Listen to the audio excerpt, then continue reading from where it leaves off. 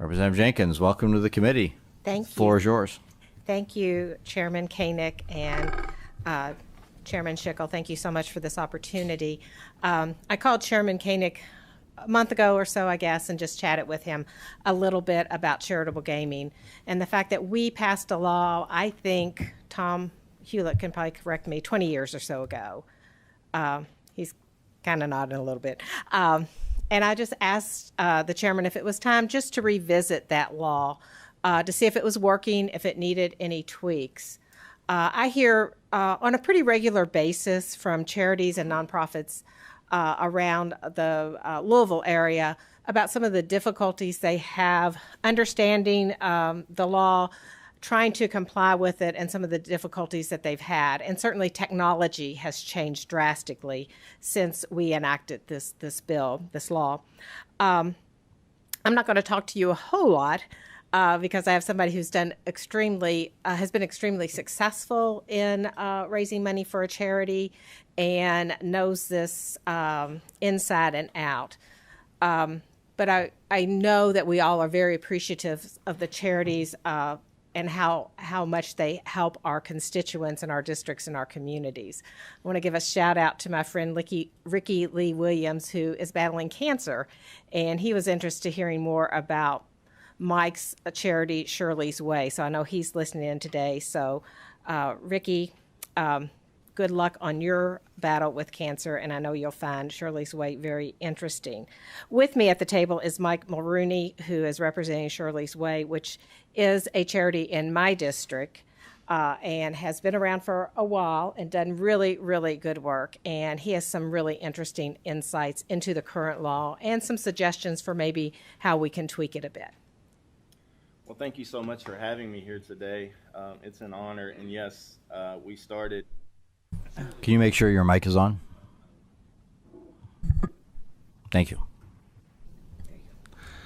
Again, thank you so much for having me, Representative Jenkins, and everybody here for allowing me to come today and talk about what we've done. My mom died in 2013 from cancer, and before they wheeled her out, I promised her that we would try to do something different. Weeks before she died, people came to visit, and family and friends, and talked about the horrible circumstances that people they knew who were fighting cancer were in. And we're talking about everyday basic necessities of life. So people who are fighting cancer typically are too sick. The drugs make them so sick they can't work. And in some cases, it forces them into situations where they could lose their home or be sitting in the dark because their utilities are cut off. So again, as my mom was wheeled out, I told her we would really try hard to do something different, and I wasn't sure what that was going to be. But I jumped in feet first and started a 501c3 organization. Actually, I started a nonprofit and went to the company I work for and asked, can they support me? And she said, "Are you a 501c3?" I said, I don't know what that is, but I'll figure it out. So we started and figured out how to become a 501c3 and started Shirley's Way. And we take the money that we raise and we give it back to the community in the form of rent, mortgage, utilities, food, basic necessities of life. And because of charitable gaming, we had to wait 3 years to get our license. But because of charitable gaming, we've given away over $1.2 million since we started.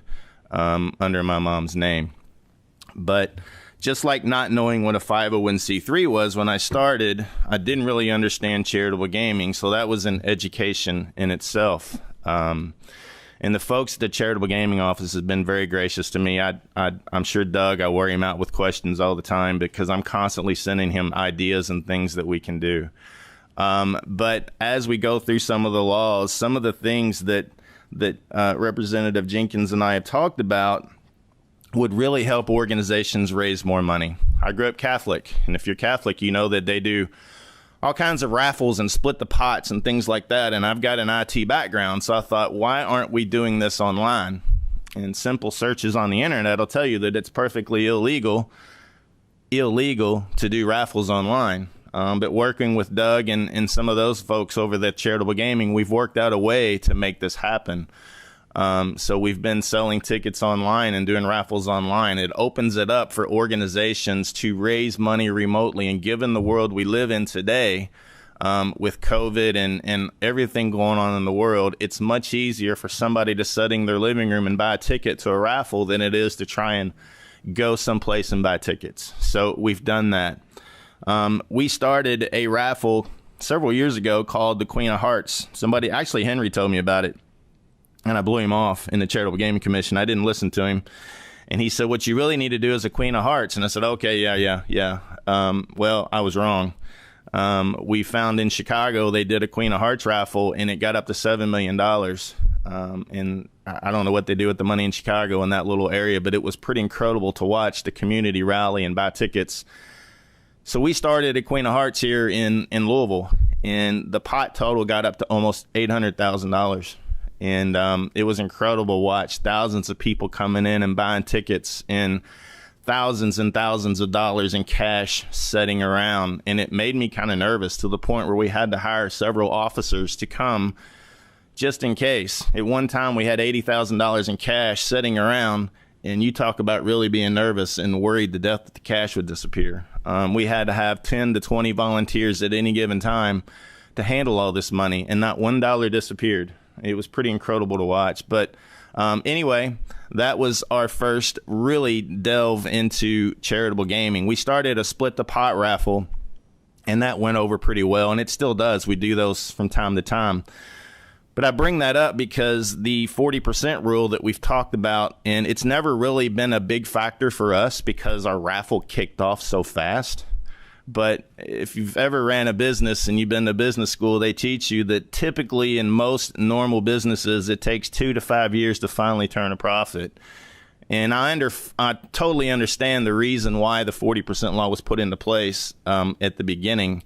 But given COVID and everything else, to expect a charity to draw a crowd, build up a crowd, retain the crowd, and make 40% profit in the bingo world or other worlds, it's pretty tough. It's stressful, actually. It's very stressful for the organization because they don't focus on what they're trying to do. They're focusing on trying to make sure they can cover that 40%. So that's one thing that I would love to see changed. Given our online presence, before Henry told me that we should look in the Queen of Hearts and look what they're doing in other states, I started a online raffle site called Go Halfers. If you've ever been, again, to a Catholic event, they'll walk up, sell tickets, and say, hey, do you want to go half? I'd say, sure. So you'd buy tickets. And I was trying to think of a name for this, and I pulled over on the side of the road one day and went to GoDaddy.com and looked up Go Halfers to see if it was available. So we set up a Split the Pot website to sell tickets online. And it works great. But during COVID, an emergency regulation was passed to allow us to use random number generators. And it worked beautifully. From having to have 10 to 20 volunteers to process all your tickets to being able to just run a raffle with 2 to 3 people by selling tickets online and using a random number generator was a beautiful thing. It was so easy. But this opens up, and actually other states are doing this, and I know how they're doing it in arenas and things like that. But we have the websites built to be able to buy your tickets online from any mobile device, and you can participate in the raffle. But there's all kinds of opportunities for organizations to make money with online raffles and help their cause at sporting events and concerts and things like that. But the random number generator, we would export the data. We would use calculator.net, pick a winner, and we streamed everything to YouTube so everybody can see exactly what goes on. And basically created a small TV show that we do a couple times a week. But we have all the websites built for that. Again, selling tickets for cash is just dangerous, especially with what we went through last year. We actually canceled a couple of our raffles because some of the protests that were going on around Louisville, we were just really worried about having so much cash on hand with our raffles.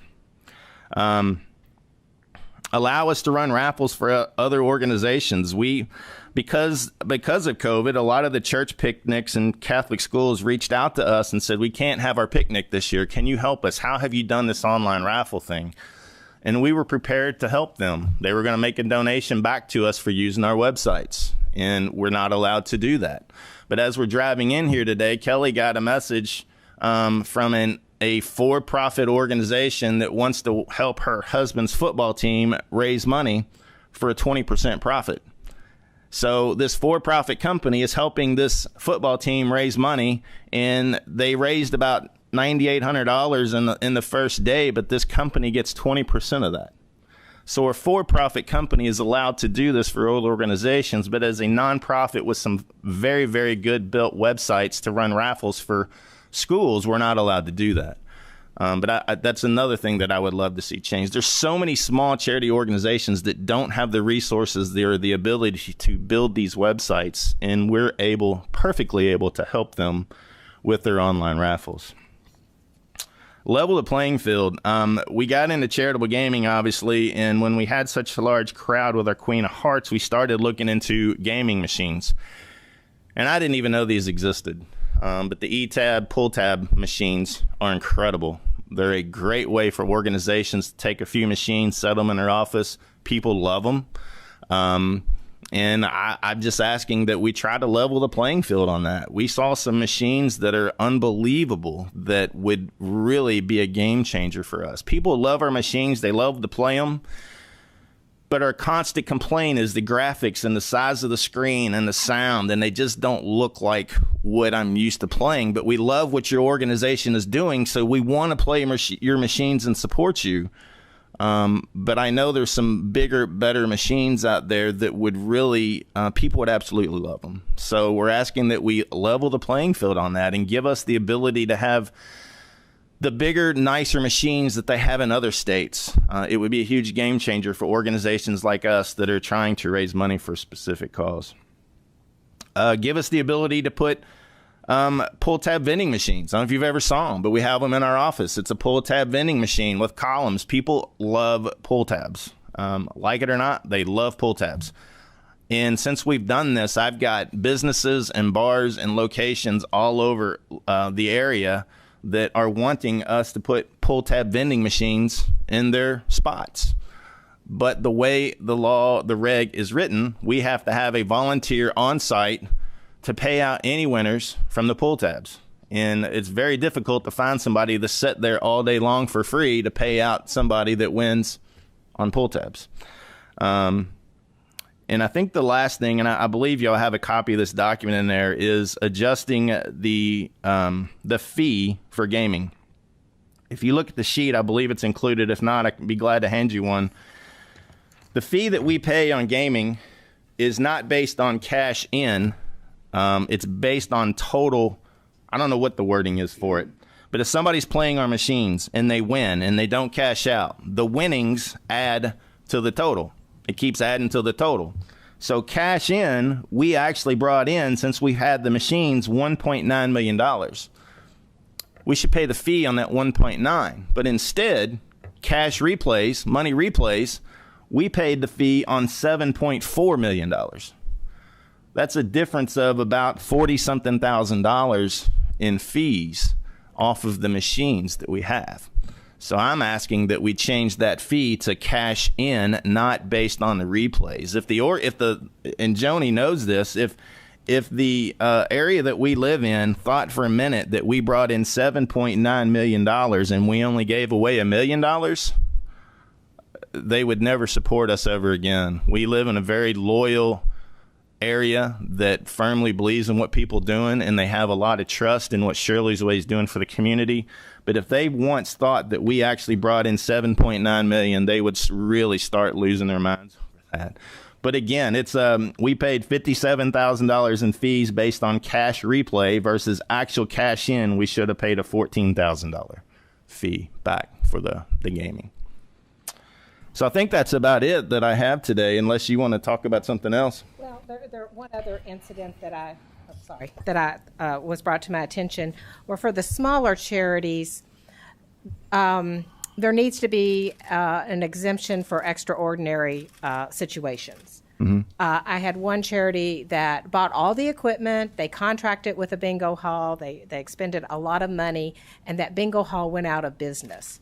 There was no way for that year that they were going to reach their 40%.